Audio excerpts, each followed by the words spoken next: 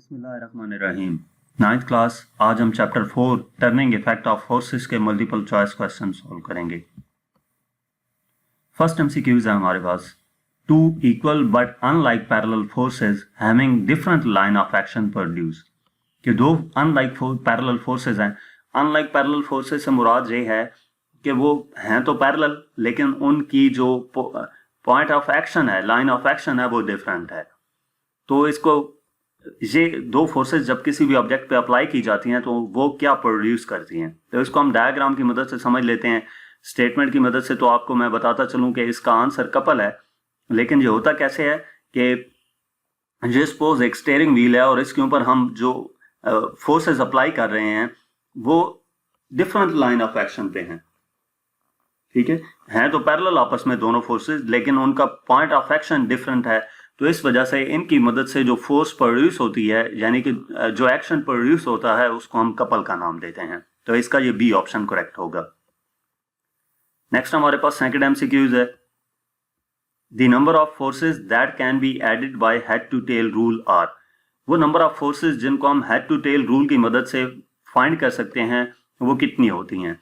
तो number of forces जिनको head to tail rule की मदद से फाइंड किया जा सकता है वो एनी नंबर फोर्सेस होती हैं। ठीक है, दो या दो से ज्यादा नंबर की जो फोर्सेस होती हैं उनको हम हेड टू टेल रूल की मदद से फाइंड कर सकते हैं।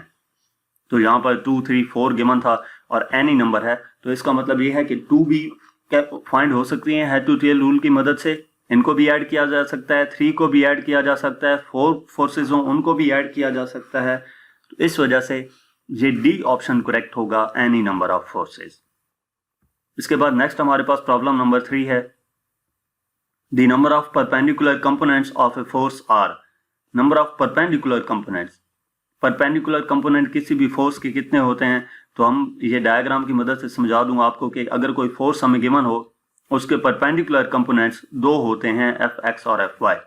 परपेंडिकुलर से मुराद ये होता है कि उन दोनों के दरमियान 90 डिग्री का एंगल होता है। तो ये दो फोर्सेस, दो उसके कंपोनेंट्स होते हैं, इस वजह से इसका बी ऑप्शन करेक्ट आएगा 2। नेक्स्ट एमसीक्यूज नंबर 4 है। A force of 10 Newton is making an angle of 30 degree with the horizontal। एक फोर्स है 10 न्यूटन की और वो हॉरिजेंटल के साथ 30 डिग्री का एंगल बना रही है। उसका हॉरिजेंटल कंपोनेंट क्या होगा, तो हम इसको कैलकुलेट कर लेते हैं। F गिवन है 10 न्यूटन, थीटा हमें 30 डिग्री का गिवन है। हॉरिजेंटल कंपोनेंट का मतलब होता है Fx कैलकुलेट करना है। वर्टिकल कंपोनेंट Fy होता है। तो Fx के लिए Fx equal to F cos theta, यानी कि 10 cos थीटा की वैल्यू 30 है। इसको हम मल्टीप्लाई करेंगे तो ये Fx इक्वल आ जाता है 8.7 न्यूटन के। इसका डी ऑप्शन ये करेक्ट होगा। नेक्स्ट एमसीक्यूज नंबर 5 है। A couple is formed by. Couple कैसे फॉर्म होता है?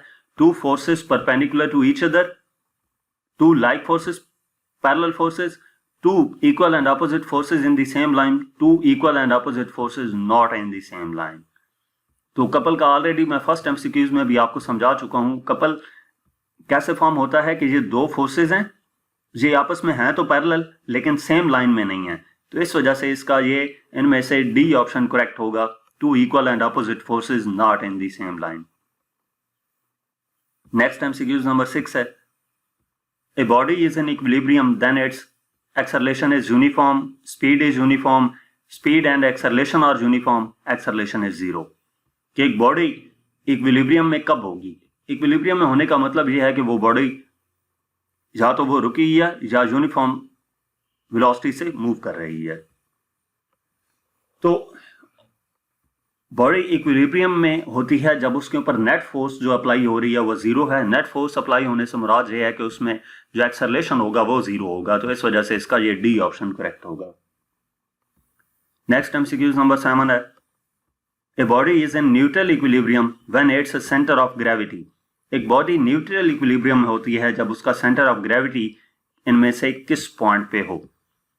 तो बेसिकली इसको हम डायग्राम की मदद से अगर समझें तो हॉरिजॉन्टल फ्लोर है या टेबल है, उसके ऊपर एक बॉल पड़ी है। उस बॉल को अपनी पोजीशन से हम हिलाएं और वो किसी न्यू पोजीशन पे चली जाए, तो ये हमारे पास एग्जांपल है किस चीज की, न्यूट्रल इक्विलिब्रियम की। अब इस एग्जांपल में अगर हम देखें तो बॉल का जो सेंटर ऑफ ग्रेविटी था वो नई पोजीशन पे जाके भी उसी पॉइंट पे रहा, यानी कि अर्थ से जो उसका हाइट थी वो सेम रही।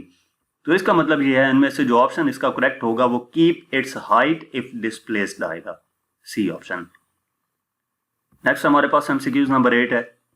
Racing cars are made stable by. Racing cars को स्टेबल कैसे बनाया जाता है? उनकी स्पीड इंक्रीज करके, डिक्रीज मैस करके, सेंटर ऑफ ग्रेविटी को लो करके, या विड्थ डिक्रीज करके। तो रेसिंग कार्स जो होती हैं उनको स्टेबल बनाया जाता है उनके सेंटर ऑफ ग्रेविटी को लो करके। सेंटर ऑफ ग्रेविटी जितना ज्यादा लो होगा वो टर्न लेते हुए उनका उलटने का खतरा बहुत कम होता है। तो lowering there centre of gravity, ये सी ऑप्शन इसका करेक्ट होगा। तो यहां तक इस चैप्टर के एमसीक्यूज थे। मजीद किसी भी चैप्टर की एक्सरसाइज का सोल्यूशन देखने के लिए आप हमारी वेबसाइट विजिट कर सकते हैं। इसके अलावा आप हमें इंस्टाग्राम, फेसबुक और यूट्यूब पर फॉलो करें, और ऑनलाइन ट्यूशन या होम ट्यूशन के लिए आप हमसे व्हाट्सएप पे कांटेक्ट कर सकते हैं। Thank you.